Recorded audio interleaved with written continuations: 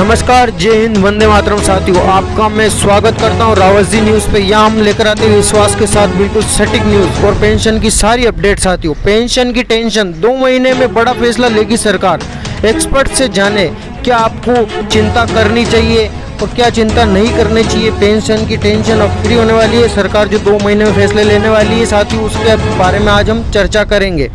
EPS योजना के तहत मासिक पेंशन क्या होगी, ये आपके पेंशन योग्य वेतन और आपकी सेवा यानी आपके कितने सालों तक नौकरी किए पर निर्भर करती है। साथियों, आपकी सेवा अवधि पर ये निर्भर करती है कि आपने कितने समय कार्य किया है।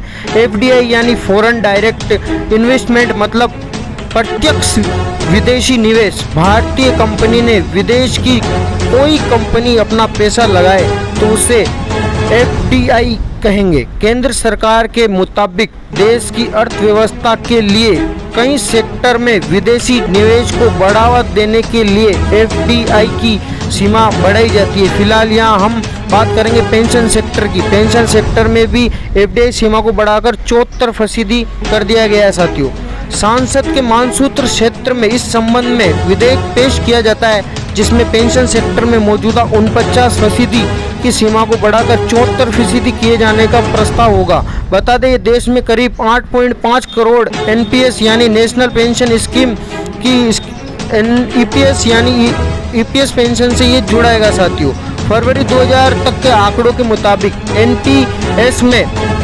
4.15 करोड़ लोग जुड़े चुके हैं, जबकि ईपीएस में 4.50 करोड़ से ज़्यादा लोग अंशदान कर रहे हैं। यानी पेंशन सेक्टर में एफडीआई की सीमा बढ़ाने का प्रस्ताव किसी न किसी तरह से इन 8.5 करोड़ लोगों से जुड़ा हुआ है। साथियों, ईपीएस 95 का ये इससे जुड़ा हुआ है सारा मामला।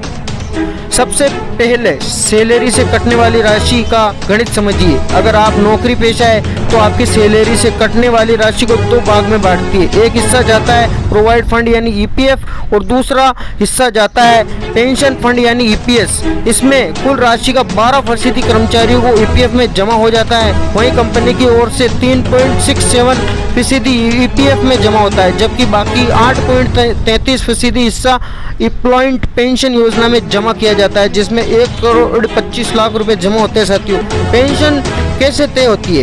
ईपीएस योजना के तहत आपकी मासिक पेंशन क्या होगी, ये आपके पेंशन योग्य वेतन और आपकी सेवा अवधि यानी कि आपने कितनों वर्षों नौकरी की उस पर निर्भर करता है।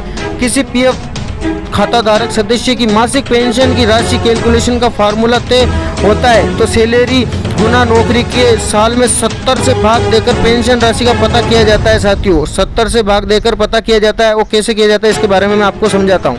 70 से भाग देकर राशि का पता किया जाता है। साथियों, आपकी बेसिक सैलरी 10,000 रुपये है और आपने 35 साल नौकरी की है तो आपकी पेंशन होगी 10,000 × 35/17 यानी 5,000 रुपये आपकी मासिक पेंशन होने वाली है। साथियों, भविष्य में आप क्या असर हो सकता है, भविष्य में आप पर क्या असर हो सकता है? Gurugram based personal financer adviser जरिए अमित रंजन बताते हैं, अगर सरकार पेंशन सेक्टर में एफडीआई की सीमा बढ़ाकर 74% करती है तो इससे आम आदमी के ऊपर प्रत्यक्ष तौर पर फर्क नहीं पड़ने वाला।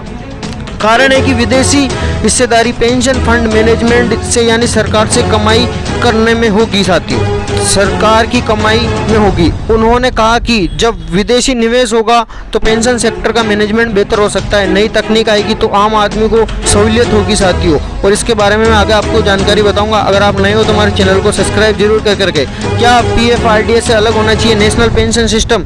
ये चर्चा ये भी हो रही है कि national pension system NPS trust को चैरिटेबल ट्रस्ट या कंपनीज एक्ट के दायरे में लाया जा सकता है। हालांकि ऐसा कुछ भी हो, आपके निवेश पर कोई असर नहीं पड़ेगा। अपने उपक्रम का भार कम करने के लिए सरकार ऐसा कदम उठाती है। साथियों, एनपीएस के तहत सभी सरकारी और निजी बैंकों में जाकर खाता खोला जा सकता है। इसमें 18 से 60 वर्ष तक की उम्र के लोग निवेश कर सकते हैं। साथियों, अगर आपको हमारी न्यूज़ अच्छी लगी हो तो प्लीज़ चैनल को सब्सक्राइब करके रखें, क्योंकि ऐसी लेटेस्ट न्यूज़ हम आपके लिए लाते रहेंगे। तब तक के लिए धन्यवाद, शुक्रिया आपका बहुत बहुत। प्लीज़ चैनल को सब्सक्राइब जरूर करके रखें। साथियों।